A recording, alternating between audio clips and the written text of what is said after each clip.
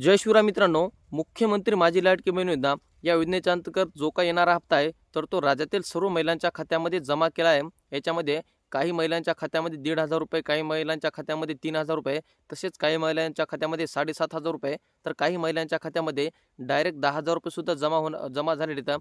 कारण की ज्या महिलांचे पूर्वीप्रमाणे हप्ते रुकले होते तर अशा सर्व महिलांच्या जे काय पैसे येतात तर ते त्यांच्या बँक खात्यामध्ये जमा झाले। तर मित्रांनो, या व्हिडिओच्या माध्यमातून या योजनेच्या अंतर्गत ज्या महिलांनी नवीन अर्ज केले होते तर त्यांच्या बँक खात्यामध्ये हे पैसे जमा झाले का, त्याच्यानंतर याच्यासाठी नवीन अर्ज कधी चालू होतील, तसेच राज्यामधील जे काही महिला आहेत की ज्या अपात्र असून देखील त्यांनी या या योजनेसाठी अर्ज केले होते तर त्या महिलांचे पैसे बंद होणार आहेत का, तसेच त्या महिलांकडून पैसे वसूल केले जाणार आहेत का, तर याची सविस्तर माहिती आपण या व्हिडिओच्या माध्यमातून जाणून घेण्याचे प्रयत्न करणार आहोत। तर मित्रांनो, राज्य शासनाच्या माध्यमातून सुरू करण्यात आलेली सर्वात महत्त्वाची योजनामध्ये महिलांसाठी मुख्यमंत्री माझी लाडकी बहीण योजना आणि या योजनेच्या अंतर्गत राज्यातील सर्व महिलांच्या खात्यामध्ये प्रति महिना 1,500 रुपये असे टाकले जातात। आता याच्यामध्ये ज्या काय महिला आहेत म्हणजे महिलांनी नवीन अर्ज केले होते तर शेवटी तर त्या महिलांच्या खात्यामध्ये हे पैसे जमा झाले आहेत का, तर मित्रांनो, ज्या महिलांनी शेवटी अर्ज केले होते तर अशा महिलांच्या खात्यामध्ये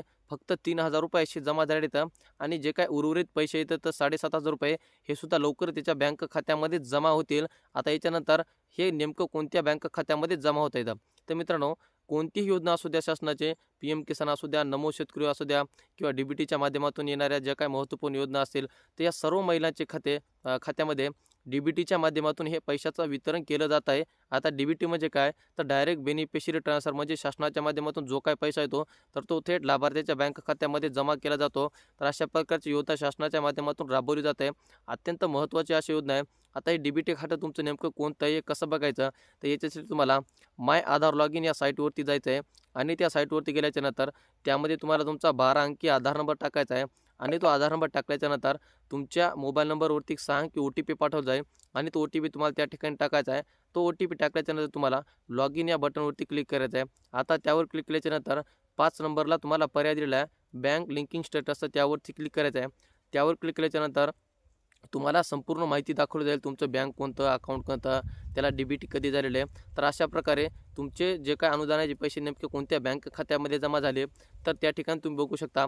आता याच्यानंतर बऱ्याच महिलांच्या मनामध्ये प्रश्न निर्माण होत आहेत की याच्यामध्ये अपात्र महिला कोणत्या होणार आहेत किंवा ज्या काय अपात्र झालेल्या महिला आहेत तर त्या महिलांचे पैसे वसूल केले जाणार आहेत का, तर मित्रांनो, याच्यामध्ये ज्या महिला अपात्र झालेल्या आहेत किंवा ज्या महिलांचे पैसे बंद झालेले आहेत तर अशा महिलांचे शासनाकडून हे पैसे वसूल केले जाणार नाहीत। कारण की जे काय अपात्र झालेल्या महिला आहेत किंवा ज्या महिला अपात्र असून देखील पात्र होत्या तर अशा महिलांनी स्वतः 4,000 महिलांनी आपले अर्ज मागे घेतले आहेत। म्हणजे ज्या महिला आर्थिकदृष्ट्या सक्षम आहेत तर अशा सर्व महिला स्वतःहून आपले अर्ज मागे घेत आहेत आणि येणाऱ्या काळामध्ये जे काय महिला सक्षम असून देखील या योजनेचा लाभ घेत असतात परंतु त्या महिलांना शासनाच्या माध्यमातून अपात्र केलं जाणार आहे। आता याच्यामध्ये नवीन अर्ज कधी चालू होतील, तर मित्रांनो, याच्यामध्ये नवीन अर्ज सध्या चालू नाहीत आणि शासनाच्या माध्यमातून कोणत्याही प्रकारचा अपडेट देण्यात आला नाही की या दिवशी तुमचे नवीन अर्ज चालू होतील। त्याच्यामुळं कोणत्याही व्हिडिओवर, कोणत्याही अफवेवर किंवा कोणत्याही सोशल मीडियाच्या माध्यमातून जे काय बातम्या पसरत असतात तर त्यावरती विश्वास ठेवू नका। कारण की शासनाच्या माध्यमातून हे पोर्टल चालू करण्यात आलं नाही। हे पोर्टल नेमकं कधी चालू करतं याची पण सविस्तर माहिती आपण या येणाऱ्या व्हिडिओच्या प्रत्येक माध्यमातून जाणून घेण्याचे प्रयत्न केलं। तर मित्रांनो, ही होती महत्त्वपूर्ण माहिती मुख्यमंत्री माझी लाडकी बहीण योजना, जे की आपण या व्हिडिओच्या माध्यमातून जाणून घेण्याचे प्रयत्न केलेत। हे अपडेट तुम्हाला कसं वाटलं आणि तुम्हाला याच्याविषयी काही अडचणी असतील तर या अडचणी आम्हाला कमेंटच्या माध्यमातून नक्की कळवा। चला तर मित्रांनो, भेटत राहू नवीन माहिती नवीन व्हिडिओसह। धन्यवाद।